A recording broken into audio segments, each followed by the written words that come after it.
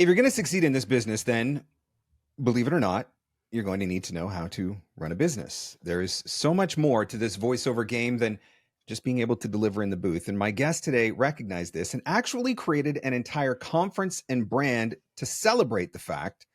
Welcome to the show, VOcation Conference founders, Carin Gilfry and Jamie Muffett. Hey, Mark. Hi, Thanks for having us. Mark. We're so happy to be here.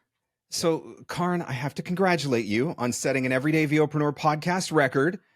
You are the first guest to ever appear 3 times, which is impressive. Really?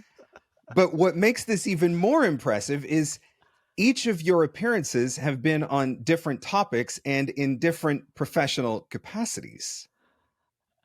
You're like a regular Renaissance woman. I feel very multifaceted.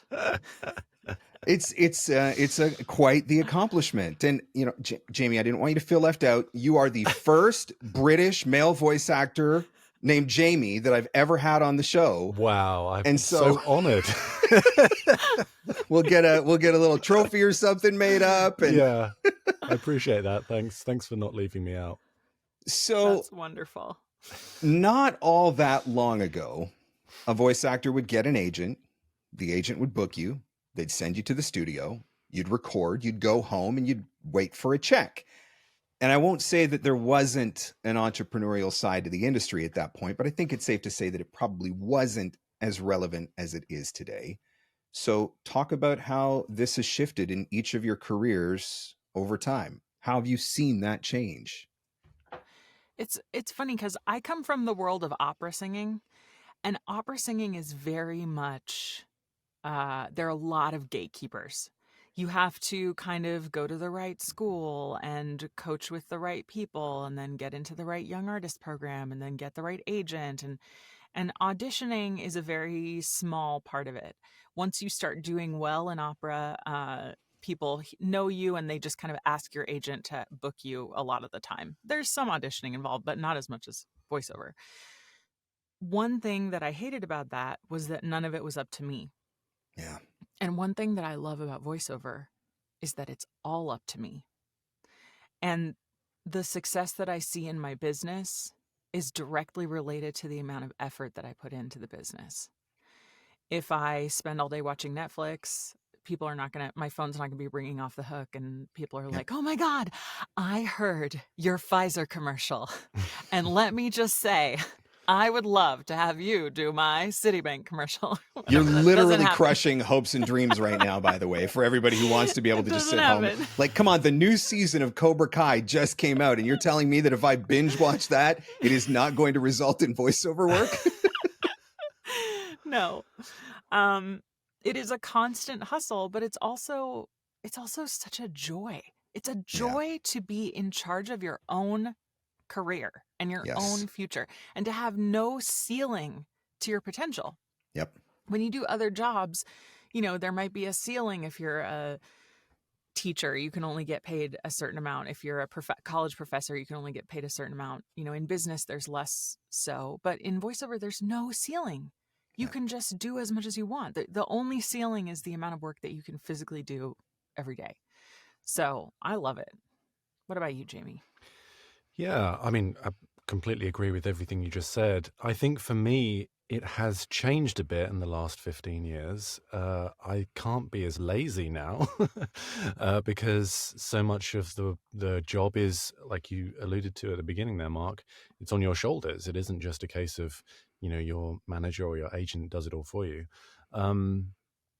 I just kind of drifted into this job. I was in music production and, to a certain degree, I was quite used to being a freelancer. That's kind of the deal when you're an engineer and work in studios and stuff. You're not really on the payroll unless, you're in some of the top studios. So I was fairly used to that lifestyle. But when I went into voiceover, I hate to say it, I went to New York, I emailed my agent, they were like, sure, come on board. It was like that easy.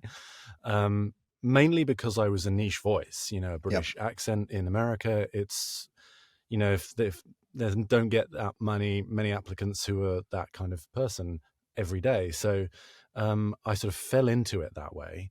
And a lot of the work kind of came to me without a huge amount of effort. Of course, I would audition, I'd go to in-person castings in New York, and, there wasn't a lot of infrastructure in place in my career to sort of create the work. And that definitely grew from that. All of that stuff has to come into play. And it eventually did, and is why I book regularly now, and I have lots of clients and have grown my career alongside the work that I do through my reps. So it definitely has changed. And I foresee that change continuing to sort of morph and move around. I don't necessarily think agents are going away, but there's definitely going to be a continuation of that change moving forward. How you feel about all of this, I think, probably depends a little bit about when your career started. Like if you've been doing this for 25 years and you lived through those glory agent days and you've seen that shift come, Carin, you mentioned gatekeepers. Like there was only so much work your agent was going to get you. It was probably going to have to be local to the city that you were in, etc. And so now for anybody coming in, I mean, I totally agree. Your potential is basically limitless in relation to how hard you're willing to hustle and go get it. That's something that didn't exist before. So if you were used to it the old way, it probably sucks a little now, Yeah, maybe to a sure. degree. But if this is all you've known, to me, what a time to be a voice actor. Like there's a lot of opportunity that is still out there. But even so, I would say the industry has shifted so much in the time that I've been, I started voiceover in like maybe 2012, 2013. Jamie, I think you started around the same time. Is that right? Yeah, a little bit earlier, but not much. Yeah. 2010. I didn't even know that there was a union that I was supposed to join. I didn't even know that people were getting jobs through their agents. Like I thought, oh, maybe that's like an LA thing. I thought everything existed on online casting sites, and that was the extent of the world. And so I just threw my heart and soul into every single online casting platform that I possibly could and built my client list that way. And it wasn't until I kind of discovered through a friend of a friend, the online voiceover community, that I learned like, oh, people are going to auditions like in person in New York City. What is this? And now that doesn't happen at all anymore. No one goes to an in-person voiceover audition. And online casting really it's still viable, but it's a little bit on the decline, I would say. And I get a ton of work from agents and managers, and the industry has shifted again. So since the pandemic, everything's at home. And who knows what'll happen in the next couple of years with AI and everything happening. I really did appreciate the irony of, prior to the pandemic, so many of us had a home studio that was more than capable of delivering professional quality audio. But because so many of, you mentioned gatekeepers, they didn't think that way. And so they wouldn't even consider the possibility. But that, like if anything good came of COVID, I think maybe that was the rise of the home studio. Like Absolutely. It forced the acceptance of the home studio. And I think it definitely caused a little bit of a separation for the haves and have nots doesn't sound right, but the ones that had a legitimate studio versus the ones that were, USB microphone in their dining room or whatever. Like you were going to get found out and you weren't going to be able to compete. Refrigerator. Yeah. With the toilet flushing in the background. I remember sitting at a voiceover event in New York that was put on by someone who'd been in the industry for a long time. And I was sitting at a bar next to somebody, and he was like, so, what do you do? I was like, I'm a voice actor. He's like, oh, I know. So am I. But like, what do you do? I was like, I'm a voice actor. And he was like, oh, so you just like book work through your agents and stuff? And I said, no, I normally just work from home. And he goes, oh, I'm talking about real voiceover jobs.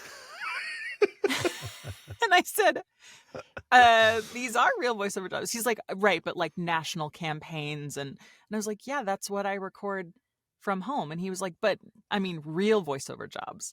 And I was like, you have no idea the industry that exists beyond and this was failed to adapt with the change, right? Exactly. Yeah. Exactly. And they just didn't know. But then,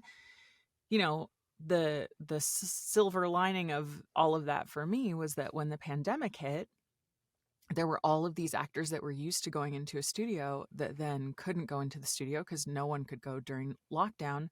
And, a bunch of clients knew that I had a home studio.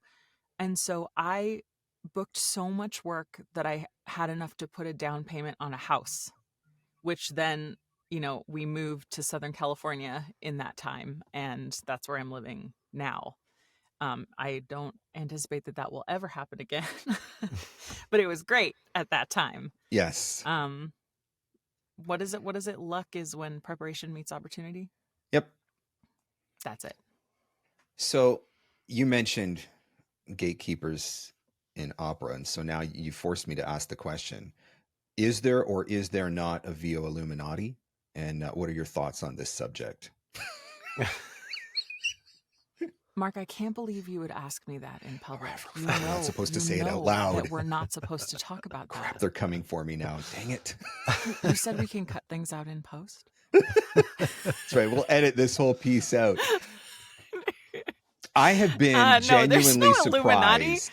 I've been genuinely surprised lately by the increase in the number of people who are insistent that there are gatekeepers or forces that are trying to keep them out of the industry. And I'm like, well, if that's the case, I said, I can assure you that I am not part of it because I'm very much out of the loop on that. No, okay, think about this. You listen to any commercial that you see on TV. Who voiced that commercial?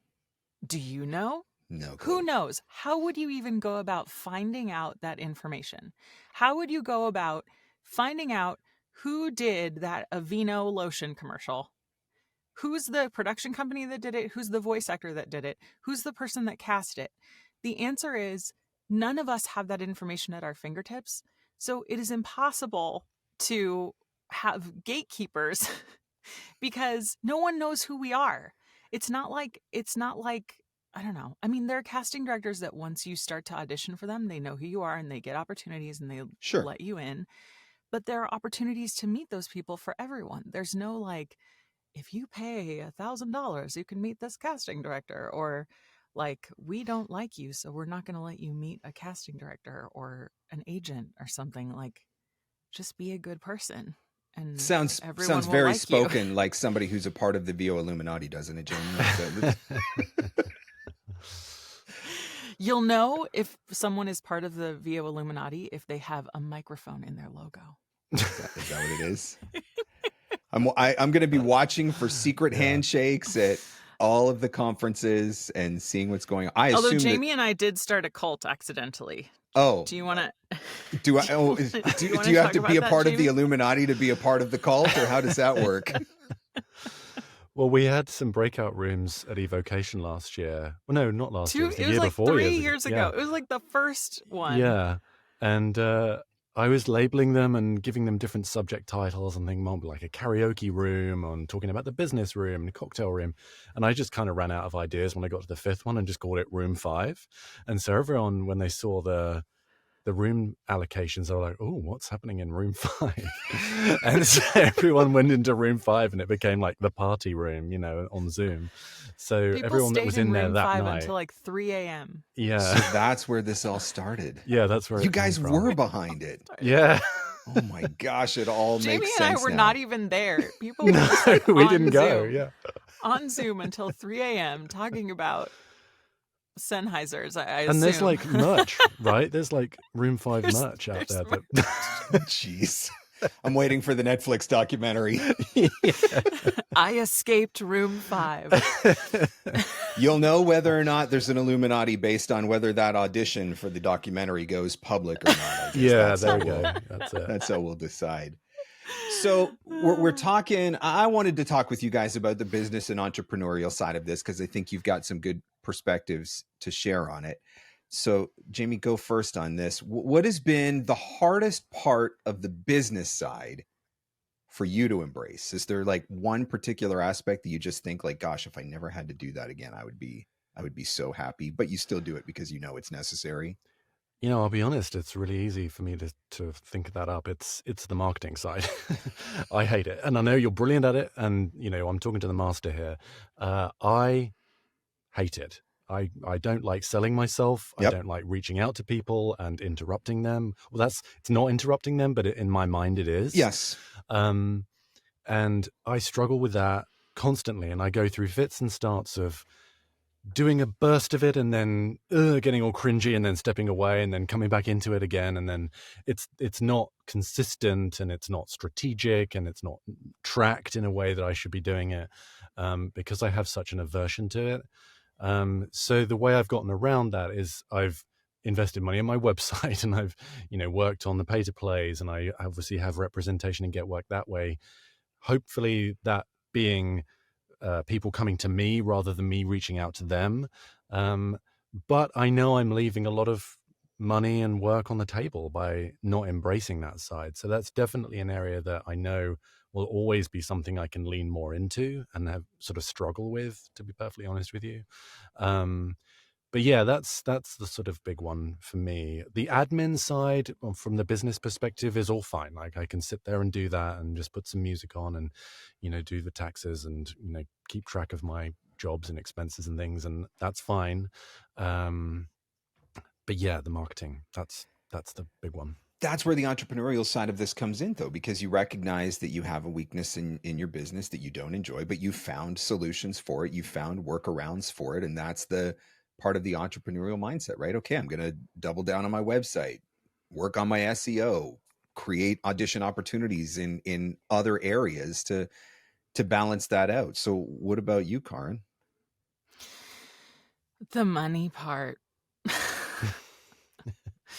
The money part is the hardest. I mean, and really it's just like sending invoices, asking to have money collected, remembering like, oh, this is a job I did through my agent, and this is a job I did through my other agent in Chicago, and this is a job I did through my manager, and this is one that I did on my own, but this is part of a bulk series of videos, so I'm not going to invoice it now. I'm going to invoice it after we finish the 10th video. What number is this? The 8th video or the 7th video?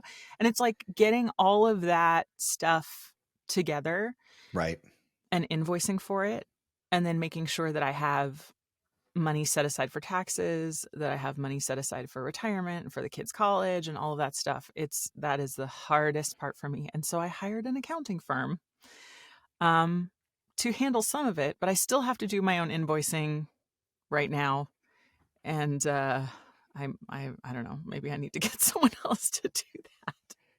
It's the stuff that nobody tells you about this stuff. When you go to, voiceover school, whatever it is, however you started out, it's the stuff that nobody tells you about. I've got an entire section of my bookshelf that is economics, finance, investing books, like, because I'm trying to understand all this stuff, because I recognize like I am my own retirement provider. I've got 4 kids and they're all girls and they're probably going to want to get married at some point and probably going to want to go to school at some point, and that's going to cost millions of dollars, and you have to learn how to do all of that sort of stuff. But it starts with, making sure the invoices go out, making sure the invoices get followed up on. But again, it's the stuff that we don't always think about. So it's good to hear, because I think it's important to hear from people who are doing really well in their careers that it's not all sunshine and rainbows and puppies and unicorns, and there are still aspects of the business that are tough to deal with, tough to adapt with, that we still struggle with on a regular basis.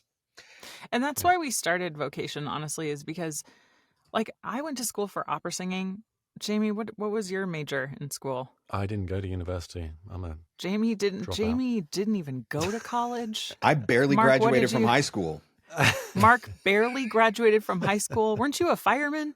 I was a firefighter. I worked in radio. I did patient transfer. I did all kinds of crazy stuff. Nothing that qualifies me to run my own business. None of us studied business and how to run your own small business. Yeah. And so Jamie and our idea was like, we need business school for voice actors. Yeah.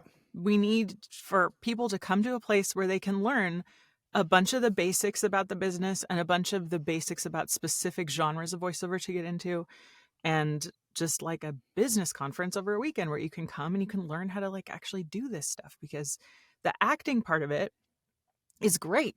I love the acting part of it. It's about 15% of my job. Yeah. But maybe it's what less. 85% of the coaches are teaching.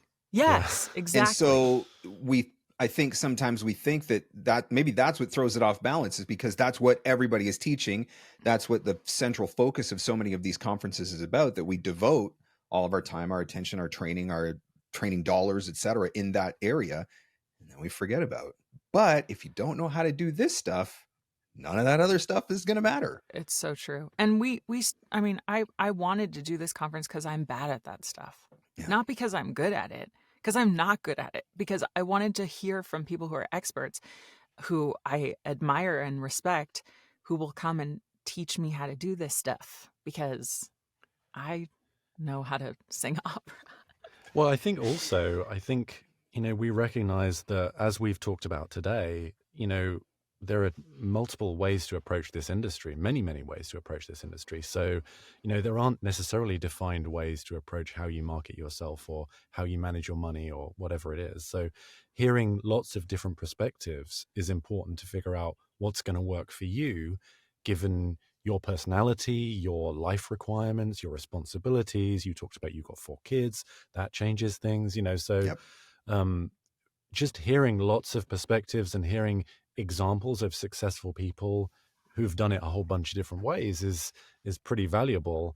And I can't stand it when I hear so-called experts saying, well, this is the way it has to be done, and being very sort of, mono-focused on every aspect of being a voice actor, because there are no two same careers in this industry.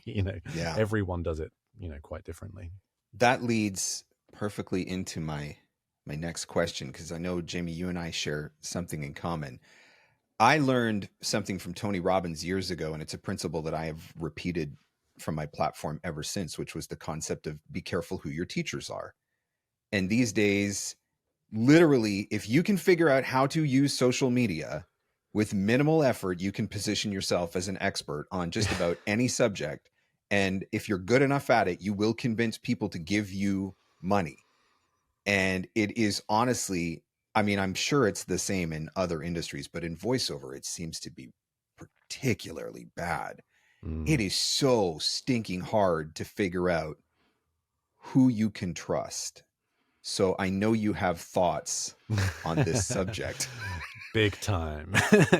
Yeah. I mean, it's, when you've been in this industry for a while, like we all have, you start to recognize people when they're, not necessarily, I was going to say a naughty word, when they're not necessarily telling the truth entirely, honestly. But before you get to that point, who do you know is the right person? Who do you know is telling you truth, something you want to hear versus what is actually real? I think a lot of it comes down to how confidently someone says something. And, a lot of the time, people who sound like they know what they're talking about and are confident in what they say, get a big following. They get this sort of, community of people who are sort of acolytes of theirs that believe every word they say. And that's not really, a sign of, an accurate, or an expert opinion. Is just someone who states things definitively. I really think one thing that I would use to determine someone's credibility is how many caveats they throw into it, because, as we've just said, there are very few absolutes in this industry. Yep. And almost every opinion you can say, well, it does kind of depend on this, that, or the other.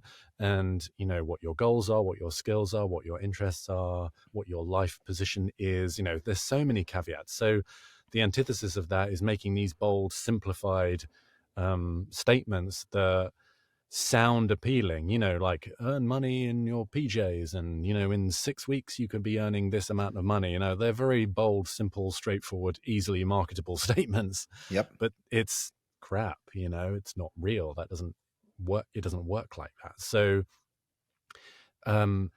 that's one thing. I think it's a relatively small industry, particularly the online version of our industry, people that know each other. So it's relatively easy to join our community, whether that be Facebook, Twitter, or whatever else, to determine who are the people who have good reputations in the community and whose names appear regularly and have worked with a lot of up and comers or people who have had careers subsequently from working with them. So it doesn't take a ton of research to figure out who are the people that are respected. But it's tough. It's difficult to know when you start out who are the legitimate folks and who are the people trying to, swindle you. But they're very good at it. They're very good at sounding confident and sounding knowledgeable, and they know what people who are starting out want to hear. And they, so it's frustrating for me how many people figure it out too late. That's what kills me, right? The worst part of my job is when somebody comes to me for marketing advice and I listen to their demo, and then I usually have a pretty good idea where that demo came from. And then I have to be the guy that tells them, like, I can't help you at this point because what you have is not marketable. And that's somebody who just spent $2,000, $3,000, $4,000 that is not like pocket change, right? That's saving for a year or whatever. And it's gone like that. Because and you feel like the bad guy then. Yeah, right? I feel like it makes me want to be sick to my stomach. Yeah, I same. genuinely, it hurts. And I said, that's one of the reasons why I started offering 15-minute consults. It's not because I've got so much free time, but it was because, like, if I could help like a couple of people a year avoid that scenario, then it was worth it for me to figure out how to put these 15-minute consults into my schedule, because there are just so many predatory coaches. I don't even like to use the word coaches. I think it's really hard when a school locks you into a plan that is several thousands of dollars to stay in their program.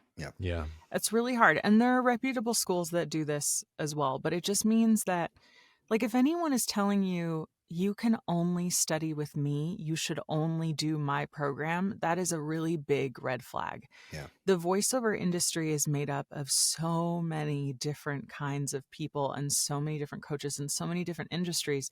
We are interlopers into like 15 different industries and 15 different ways that sound files are recorded and that you're paid and different rates for jobs. And like, there isn't one voiceover industry, except for the voiceover industry that's made up of voice actors and people selling classes. But there are many industries that we work in. Yep. And you want to be able to coach with experts from each of those industries. For video games, you want to coach with a video game person. For commercials, you want to coach with a commercial person. And you don't want to be locked into a $5,000 program where you only take classes with one person or only with like 4 people that are part of this school, and they're going to teach you everything that you need to know about voiceover. That's not a good use of your $4,000. You could spread that out over lots of experts and get more bang for your buck. Yeah. It's both a blessing and a curse. There's so much free education and content out there. It can be overwhelming, but at the same time, if you throw yourself into the industry, into the community, you can start to discern the good from the bad eventually. And that's why I say to people a lot of the time, particularly when they're starting out, is just throw yourself in the community, join the VOpreneur Facebook group and the VOcation Facebook group, and follow a bunch of industry people on Twitter or Instagram or whatever, and you'll slowly, you can be scrolling sat on the toilet, picking up little bits of knowledge, here and there, and you will slowly absorb being part of this industry gradually. And then, you don't have to, like Carin said, write a check for $4,000 to start out. If there is look, if you need the money, get a proper job. You can't join this industry and start making money. It just, whether on Fiverr, whether on Voices, whether on signing with an agent, whatever it is, it doesn't happen like that. So if you're in a dire financial situation, you just need to go out and get a job one way or another to feed your family or pay your bills, whatever it is. And voiceover is something you will do outside of that. Do not come in expecting voiceover to get you out of a hole financially, and certainly don't put yourself into a hole because of it. I don't want to cross-pollinate and confuse here, but Carin, I know in one of your other roles with Nava, you guys just did this state of voiceover survey. I don't know if you know the numbers off the top of your head or not, but to Jamie's point of, if you think you're going to start in this business and start making money, What are the numbers for like the vast majority of voice actors are earning more like than half, under more 10 than or half something? of all voice actors earn under $10,000. Yeah. And a huge percentage of them earn $0. Yeah. Yeah. So if anybody is making you promises that sound too good to be true, what the data shows is they're too good to be true. They're too good to be true. Yeah. And, you know, my own story is that when I started doing voiceover, I was babysitting part-time to make money and doing opera singing jobs to earn a living every few months. But like I worked 12 to 15 hours a day doing audiobooks, just like in my booth, just working and working and working and like getting real world experience doing it. In my first year, I think I made $8,000 working 12 to 18 hours a day. Yeah. That sounds so familiar to me. Every single day. But it was the experience that I got in those first couple of years doing voiceover for no money that made me able to then jump into commercials and explainer videos and stuff after I stopped doing audiobooks. Or I was still doing audiobooks, but after I had all that experience just recording myself, because there's no other way to get that experience than to get the experience. No class is going to teach you how to do that. You have to just physically do it yourself. Yep. And I would say there are exceptions to the rule. I remember I was teaching someone once and she started on Fiverr and she was making a lot of money on Fiverr, but she was like right place, right time, and was doing really well, but it was all within the ecosystem of Fiverr. And it was when you could do that. She just happened to hit that sweet spot and her voice was very marketable. She didn't have to have a ton of training to just be right for a lot of gigs. It just fit like hand in glove. But those are the exceptions to the rules. They're not the general. Well, that's like there was a certain group of people that started in 2020 that actually made a crap ton of money, but it's because there was a very specific voice that was booking in 2020. Yeah. And if you had that very specific voice, you were going to make bank. Yeah. But then, you know, partway through 2021, when the state of the world had changed, all of a sudden that wasn't what was booking anymore. And then these people who had started out and thought, you got your eyes open a little bit. Yeah. Yeah. If you could only do one thing. Speaking of gatekeepers and Fiverr, though, I remember in 2021 or 2022 when that CNBC article came out about Alice Everdeen, who is she made $150,000 in her first year or second year in voiceover on Fiverr from her like converted school bus. Yep. Which was such a great story. Like awesome. And I mean, I've talked to her many times at conferences. She is legit. Yep. She really did that. And she's good though, right? And she's really good. She's very good. And but she was hustling her butt off too. That's the other side of it, right? But the absolute vitriol that she got from the voiceover community, the absolute like fire that came out of people's fingers typing online about her doing well on Fiverr just really hurt my heart, because it reminded me of me in 2014 making money on online casting sites and having the old guard, the agent voice actors tell me that I wasn't a voice actor and that I was doing it wrong. So what you're telling me is that the people who are questioning whether or not there is a VO Illuminati, they might actually be the VO Illuminati through their behavior in the way. Definitely. They so are. We talked about shifts that have happened, and, you know, shift from going to the studio, your agent booking you, you know, get the job, come home, cash the check, online casting comes in. That's obviously a major shift, a major disruptor that has come into the industry. You know where this is about to go. I did my first AI episode on the podcast. It was April 28th of 2023. I had Mike Thomas come on. He's a voice actor and a digital marketer. He came on the show to talk about ChatGPT. And it was the first time in my entire career that I thought there might be people in the industry who didn't love me, because I caught some crap. I had never caught crap before, and I caught some serious crap. And I was like, holy man, I just blew up my reputation that I've spent the last 15 years trying to build. But here we are, you know, what a year and a half later, we're still protesting, we're still waving our pitchforks, but AI is not actually going away. So it's almost like no. that's not going to work. Nope. So I would love to hear what you guys think about as we head towards fall and winter in particular. Those are generally very busy times. You've got back to school, you've got holidays, Christmas, Thanksgiving, all this sort of stuff. There's a lot of commercial that happen. Where are we heading into this what potentially will be a busy time? Where are we in the state of AI, and what are you guys thinking about it at this point? I mean, ideally, AI in all industries augments what people are able to do, but doesn't necessarily replace them. Yeah. That's what we would like. We would like, I mean, and Nava has always said, Nava is not anti-AI, we're just pro-creator, pro-actor. So if there is a way to augment my abilities as a voice actor and to be paid to have fair consent, control, and compensation for that augmentation of my abilities, I think we can all be okay with that. Mm-hmm. What sucks is when companies are using our voices, using our biometric data to create products for themselves and to make money for themselves without compensating the person who they got that biometric data from. And it's really tricky because as independent contractors, we typically sign away the rights to a file. Like you say to somebody, you can have this file for your e-training and you can have it, and I waive all my rights to it.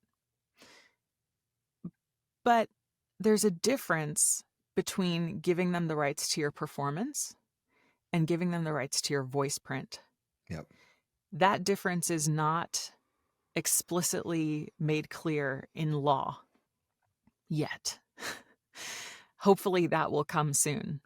But I also think people just kind of are sick of AI. Like consumers are just getting sick of AI. And if they can tell that it's AI, then they're just sick of it and they don't like it. It's created a massive trust issue, I think. Yeah, definitely. Like I obviously understand that everything that is on the internet is absolute truth, and it's always been that way. I think we all understand that that's the way it is. But even I am getting to a point where I'm like, wait a minute.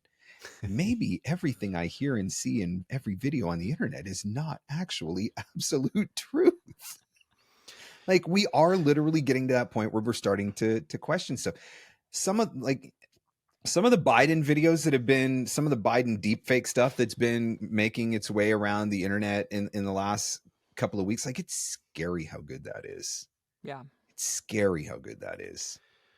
I think it's sort of sinister in less dramatic ways as well, because I'm not convinced that a lot of the projects that I send in, maybe they're changing the script, they're just using my voice from that project, feeding it into an AI, rewording some things. Like, I don't really know that that's not happening. Yeah. I know that the engineers and the editors that I'm sending it to have more than enough technical ability to do that. Who's to say that's not happening? Yeah. You know, it's probably happening. It's probably happening for and they're years. probably doing it without really giving any consideration to the larger consequences or larger potential consequences of, when you drop my voice into 11 Labs, if it's on the free 11 Labs or whatever, like it is now out there for the world at large to use. And so you may have thought that you were doing it innocently just enough for yourself, for your project, for that one quick line that I needed to change in a hurry, but you just gave my voice away to the internet.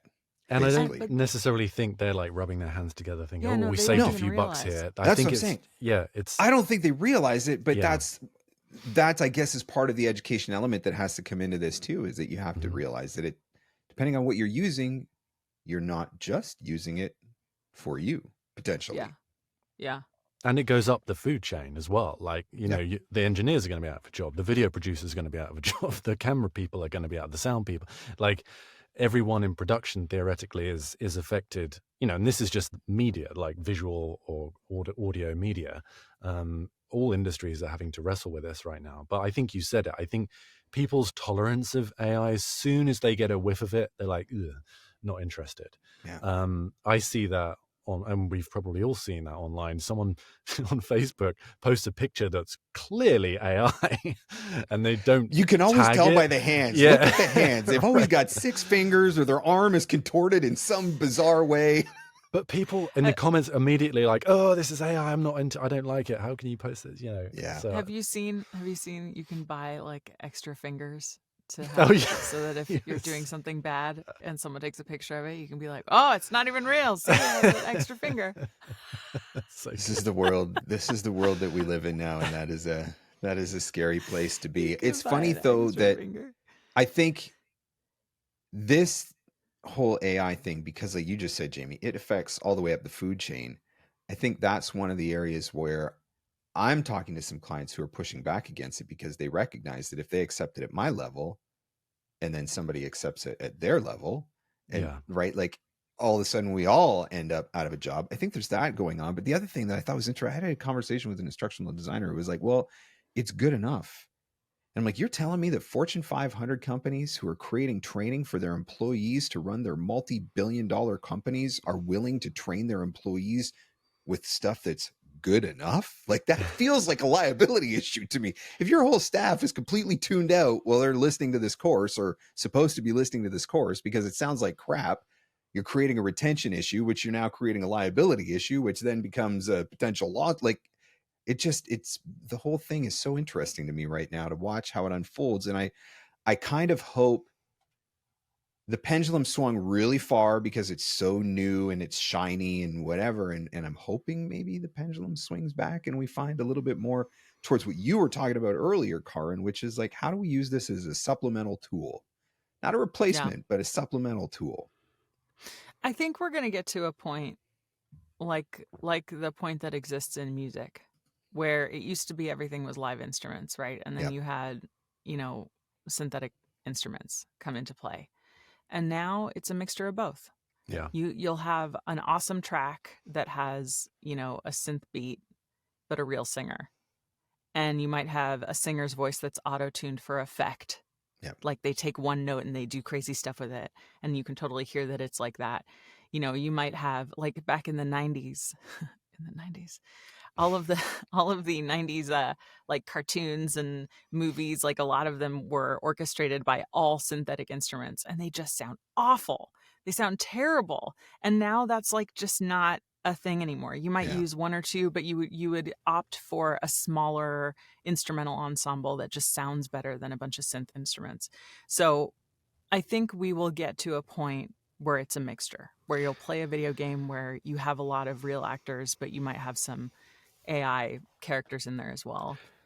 I read an interesting article in Entrepreneur magazine this week, and there's this month's issue is all about AI and different ways that people are using AI. And I read one thing from a producer, and he talked about, like, I will use it for scratch tracks to help me put together the project. But he's like, I'm never shipping that. Like, the scratch track helps me put it together, make sure that the client's happy, the visuals or whatever. But then I'm going and hiring a professional voice actor. It's like, please, let's tell more people this guy's story. Let's amplify that message.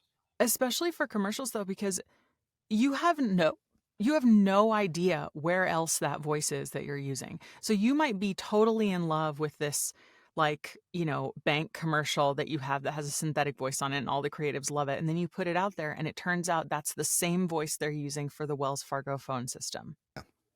And now it's like, and everyone recognizes the Wells Fargo phone system and it's the same voice. You have no idea what that voice is doing. If you have a person, they can sign a contract and say, I'm not working with any other banks, or like, I'll let you know, or I have a moral compass that says I am the voice of this company and I can't do your company ad or whatever. But with a synthetic voice, it could be in thousands of places and you would never know. I feel like there's an interesting discussion to be had about the value of an AI voice. And I think for a lot of people who would be paying for a human, as soon as they use an AI voice, there's an expectation, well, that's just going to be free. I'm not going to pay for that. It's just got very, very, very low value, or it's peanuts. And I'm noticing that in my career, that a lot of the bread and butter jobs that would have been help pay the bills, not particularly exciting, relatively low pay, a lot of that work has kind of drifted away. And I think that work where like you said before, with some of these clients, they have very low expectations of quality. Good They're enough. fine with an AI voice, but then at the same time, I don't think they're willing to pay really anything for it, because, just through, some word of mouth that I've heard, I think a lot of these companies are having a really hard time marketing their AI voices to corporations and companies to use and to have them pay for it. So I think we might be, a human voice, and then it goes off a cliff in terms of value for what an AI voice can provide. So I personally haven't made an AI voice. I'm not interested in it right now. It's too early for me to doesn't seem to be much benefit to me to create an AI voice. But maybe there'll be a time where there's some money in it that might justify it, that doesn't threaten my actual performance. But right now I'm not there. We'll have to revisit. That'll be a subject for an upcoming VOcation event. Yeah. So if I was going to create a conference under the VOpreneur brand, that conference would pretty much be exactly what you guys created with VOcation. So you beat me to it. But I would love to, we kind of talked about the origin story a little bit, but this idea of, I don't know what to do. So if I can bring in experts who know how to do these things, I can learn from them. Is that really that's how it all began? That was the first seeds of it? Pretty much. JMC came out with a really great blog post today about why he puts on conferences. Oh, so you guys are doing it for the billions and the yachts. For the billions of dollars and the yachts and the lobsters. What is your yacht called? My yacht is called VOIlluminati. No, I don't know. VOIlluminati. Nice.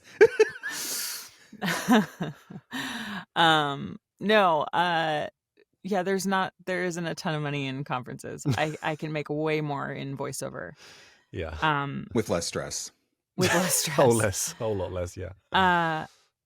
There is a loneliness epidemic that is sweeping the world. Yeah. In part because of the pandemic and everybody's in lockdown, and we started this conference before, but even before the pandemic, voice acting has always been a business where you are sitting alone in your booth and you are not interacting with other people who do the same thing that you do. So Jamie had a group in Philadelphia. I had a group in New York City. We met, we got along really well, and we realized there was no conference for the people in our community.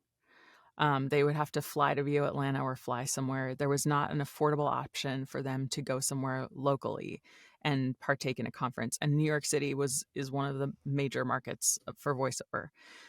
So Jamie actually is the one who came up with the brilliant idea to make it a business conference. And it just absolutely made sense. Yeah. Just 100% clicked in my brain. This is what I need to learn. And when you're at a big conference, you want to take classes with like Dave Walsh and Marilyn Wisner and all these people that teach the performance part of it, because they're so good and they're there. I used to give Gerald so much flack for putting me in the same time slot as Joe Cipriano. I'm like, seriously, who's coming to my marketing class when I'm up against Joe Cipriano? Yes, you want to take a class with Joe Cipriano because he's fantastic and they're all fantastic. But the marketing stuff feels boring. It feels like it should probably be boring. Yep. And so we thought, let's just take all the boring stuff. Create a whole conference around the boring stuff. That was a great idea to make money and buy a yacht. Yeah, not give them the option. They can't help but go to a boring class. Once they're trapped in our ecosystem, they have to go to the boring classes.